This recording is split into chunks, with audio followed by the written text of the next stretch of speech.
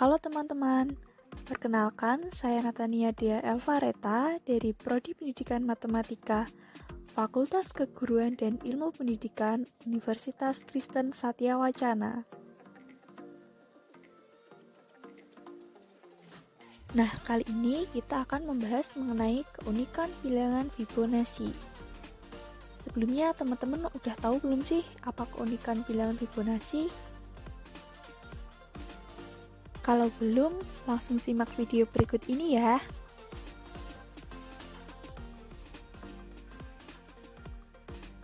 Apa itu bilangan Fibonacci?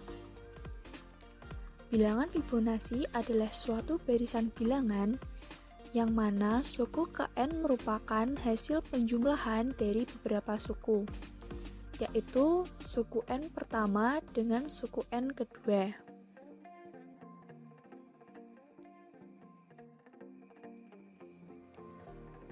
Nah, berikut ini merupakan rumus barisan Fibonacci.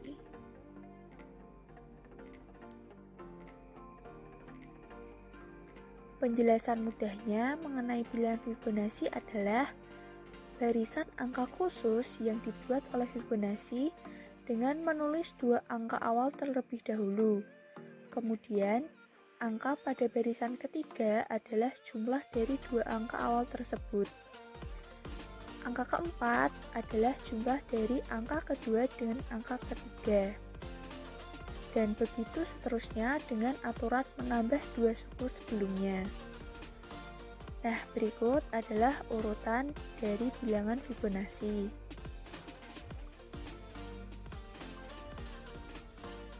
Lalu, bagaimana sih sejarah bilangan Fibonacci?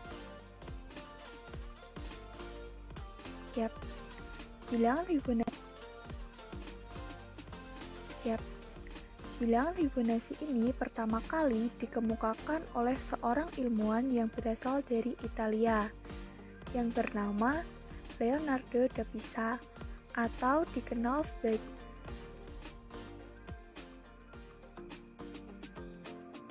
Beliau juga dikenal sebagai Fibonacci yang termasuk juga memiliki sebuah peran dalam mengenalkan sistem penulisan dan perhitungan bilangan Arab ke dunia Eropa. Leonardo ialah seorang yang memperkenalkan bilangan deret. Namun, sebelum barisan atau bilangan ini dikemukakan oleh Leonardo da Pisa di dunia barat, berdasarkan buku The Art of Computer Programming karya Donald Knuth, barisan ini pertama kali telah dijelaskan oleh seorang matematikawan yang berasal dari India, yang bernama Gopala dan Hamachandra pada tahun 1150. Keunikan bilangan Fibonacci yang pertama.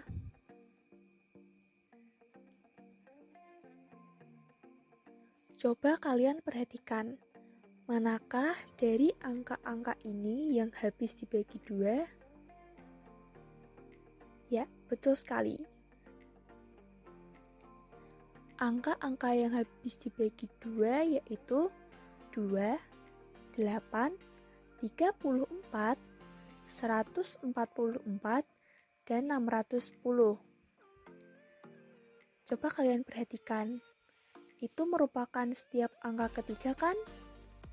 Dan 2 adalah angka Fibonacci ketiga. Mungkin ini suatu kebetulan. Untuk membuktikannya, coba kalian perhatikan lagi. Manakah dari angka-angka ini yang dapat habis dibagi 3? Yaps, benar sekali.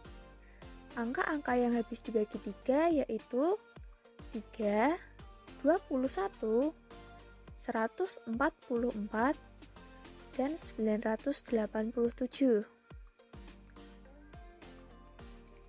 Nah, itu semua merupakan setiap angka keempat kan?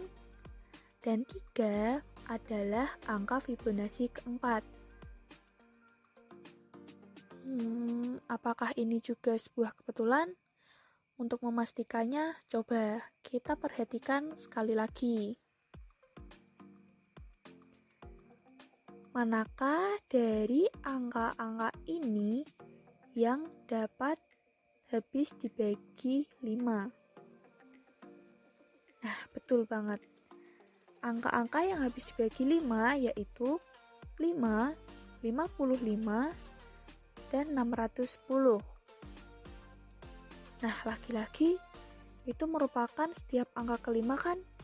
Dan 5 itu sendiri merupakan angka Fibonacci yang kelima. Gimana nih teman-teman? Jadi, untuk keunikan yang pertama itu dapat kita buktikan bahwa pola ini berlangsung seterusnya, yaitu bilangan Fibonacci ke X membagi secara merata setiap bilangan ke X setelah itu.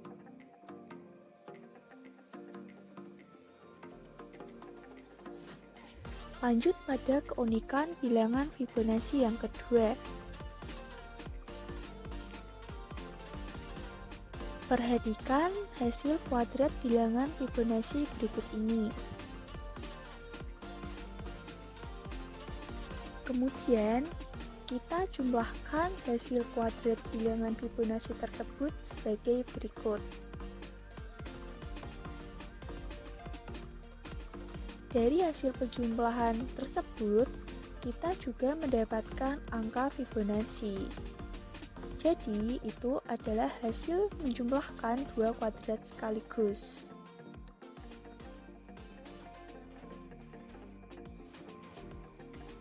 Lalu, bagaimana jika kita menjumlahkan dengan rentang yang lebih panjang? Nah, coba perhatikan gambar di samping. Sekilas, jumlah yang dihasilkan tidak tampak istimewa. Tapi lihat apa yang terjadi ketika kita memperhitungkannya. Seperti gambar berikut ini. Nah, ternyata kita kembali memperoleh angka Fibonacci. Angka tersebut juga berurutan loh.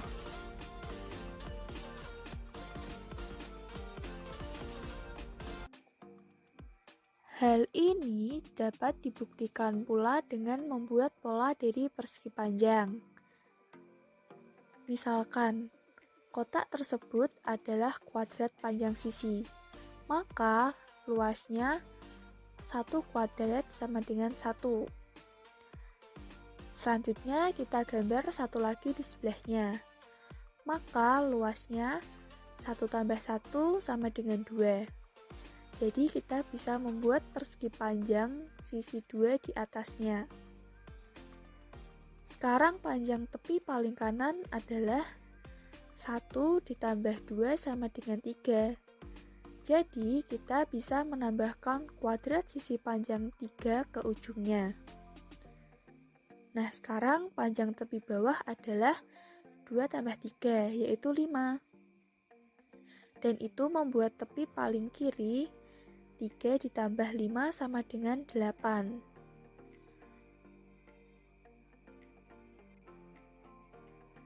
Kita bisa melakukan ini karena kita bekerja dengan angka Fibonacci. Yaps, kita membangunnya dengan menambahkan banyak kotak dan tidak tumbang tindih dengan salah satu dari mereka atau meninggalkan celah di antaranya. Jadi total areanya adalah jumlah dari semua area kecil itu, yaitu 1 kuadrat ditambah 1 kuadrat ditambah 2 kuadrat ditambah 3 kuadrat ditambah 5 kuadrat ditambah 8 kuadrat. Tetapi bentuk yang dihasilkan juga berbentuk persegi panjang, sehingga kita dapat menentukan daerahnya dengan mengalihkan lebar dengan panjangnya. Dan area tersebut menjadi produk dari angka Fibonacci. Itu adalah alasan visual yang luar biasa untuk pola yang kita lihat di angka sebelumnya.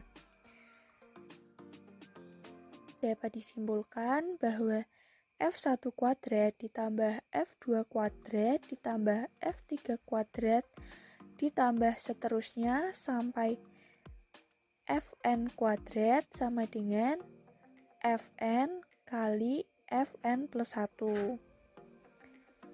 Nah, kita memiliki banyak kotak dalam diagram yang dibuat dan kita tahu bahwa seperempat lingkaran sesuai dengan kotak yang sangat baik. Jadi, mari kita menggambar sekelompok seperempat lingkaran seperti berikut. Nah, gambar tersebut sering disebut sebagai spiral Fibonacci. Selanjutnya, keunikan bilangan Fibonacci yang ketiga. Fibonacci memiliki keistimewaan yang menarik. Ketika kita membagi satu angka dari urutan angka sebelumnya, kita akan memperoleh angka yang sangat mirip satu dengan yang lain.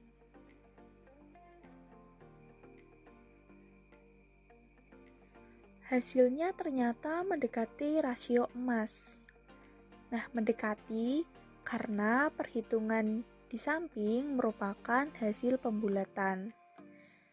Semakin besar angka Fibonacci yang dilibatkan dalam pembagian, maka hasilnya akan semakin mendekati 1,618.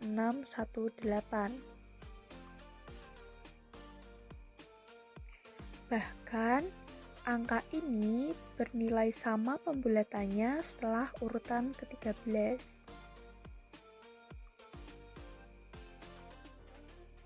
Terakhir, keunikan bilangan Fibonacci yang keempat.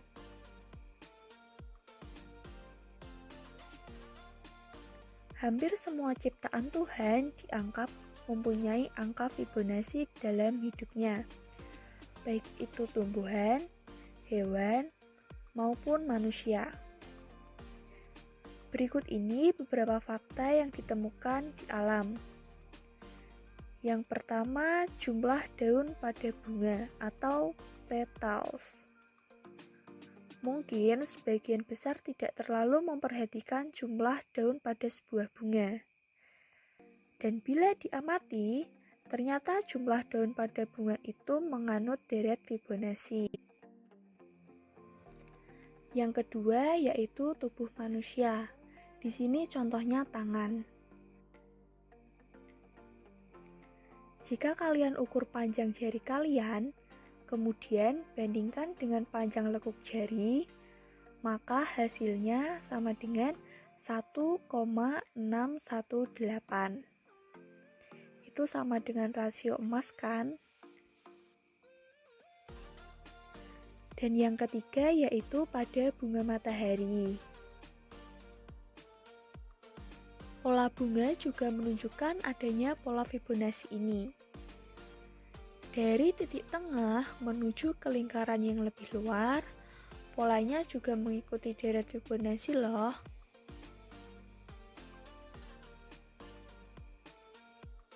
Nah, sekian dulu ya pembahasan pada materi ini. Semoga bermanfaat. Thanks for watching and see you at the next video. Bye!